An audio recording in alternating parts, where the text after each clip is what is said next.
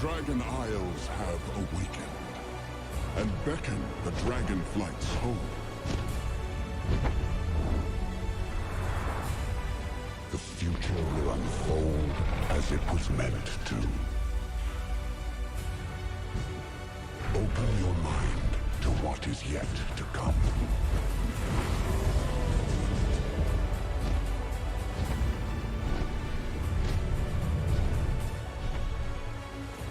They are really hammering home dragonflying, ain't it?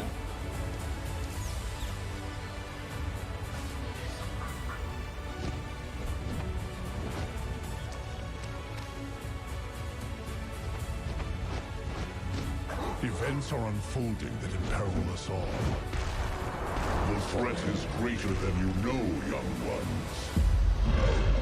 When all your voices are Join low. forces and strike now. You balance upon the cusp of destiny. All that matters is this moment. Huh. Interesting. You know what I noticed? You know what I noticed? Exactly, YouTube. That's what I noticed. There was no Hello, Ysera. There was no Ysera in the whole We Are the Dragons. Sorry, autoplay was on. Let me turn off autoplay. YouTube knows what's up. But look, if we look at like the whole, okay, the grand finale, right? Where they all start roaring and they're like, we're on Pride Rock. Yeah, hang on. Where was that? Okay. So we got a boy, Raffion, representing the Black Dragonflight. Yeah. Then we got Nosdormu for the bronze, Alexstrasza for the red, Caligos for the blue, and no green Dragonflight. So what's gonna happen there? Did you decide, or are we still up in the air on what's gonna happen there? Interesting, because something that I can show you with something I can show you in the game itself. If we go outside, it only works on Dragon Isles, I think. Hang on. Yeah, we need to go to the Dragon Isles in order to show it. But there's a loading screen. I can show the loading screen. I just need a different character. Hang on 2 seconds. Look, that's the loading screen. Look who it is. Look there, right there. That's Ysera. We did like a little investigation last time. That right there is Ysera. Because she got like the whole moon thing. Unless they're gonna alter her daughter. Otherwise, the comparison in characters, that is definitely Ysera on the loading screen. Why would you put Ysera on the loading screen? Huh? Huh? But yeah, it's a matter of we're gonna find out. We're gonna find out. So, what do I think about the release date, November 28th? Do I think that they're done? No. Do I think that there could be more polishing and more work on the expansion? 100%. At the same time, I mean, what is there to say? Like, if they, as a company, feel like they're ready to go, then they're ready to go, right? Alright, cool. So, they're giving themselves 2 more months, I think. Give or take. And we're gonna find out what the ultimate product is going to be. Yeah, we'll see. How is Unholy DK? Vahid, I wish I could tell you. I honestly have no clue. I checked out Rep Paladin and I've checked out the new Dragfear. Yeah. Is it similar to Shadowlands, or does it feel totally different? It's similar to Shadowlands, as in we were wondering back then if they have enough time as well. When it comes to the Shadowlands, we had the big discussion when it comes to the Covenants, the Borrow Power. We had the discussion about the Maw, which just had Foghole in it, and it was like, this is your endgame zone. Like, what exactly are we going to be doing at the endgame? Shadowlands had definitely a strong start when it comes to leveling, and it had an interesting start when it comes to the Covenants, but there were definitely problems that everybody in the modder could see at the beginning. And even though the feedback was given, those problems were not picked up.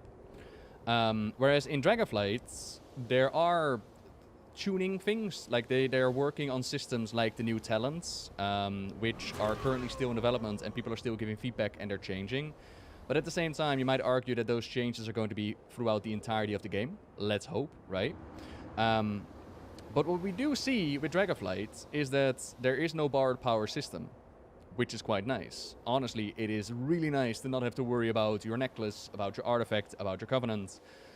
But the counter argument is, okay, what the hell am I going to be doing at endgame? And there are currently systems in place which are in relation to renown, so basically reputation systems. And these reputation systems are purely for cosmetic things. Couple of items in there, but they seem to be more like alt catch-up mechanics rather than, you know, they're actually going to make a difference in your gameplay. So in that regard, that's great, but then, you know, what kind of content do we have at the end of the road? So we're looking at Mythic Plus, we're looking at raiding, we're looking at PvPing, but what else is there to do? For example, a Brawler's Guild, a Mage Tower, a Chromie scenario, a Rephion scenario, and a Battle for Azeroth, a freaking Garrison or Mr. Pandaria farm. I don't really care, but more content at endgame rather than the standard raiding and PvPing is for me something very, very nice. I also feel like Mythic Plus could use love and attention and be upgraded in the system. I think that with Mythic Plus they have a very awesome core, very low entry, small group, difficult content with high rewards. I think Mythic Plus is a system that just needs more development. And it could actually shine as one of their greatest features that they got. But we'll see. Yes, ending of Shadowlands good, yeah. It's a shame that normally they hit it like their stride at the end of the expansion. So when it comes to another content that they're adding is dragonflying. Dragonflying or dragon riding, as you can see on the screen, is one of the big selling points when it comes to Dragonflight. And a lot of people have already pointed out, like, that's the thing from Guild Wars, and it might be. I haven't played it in Guild Wars, but I'm positive that it is. But I will say, better stolen than invented poorly, right? Dragon riding is awesome. Genuinely, dragon riding is an awesome system.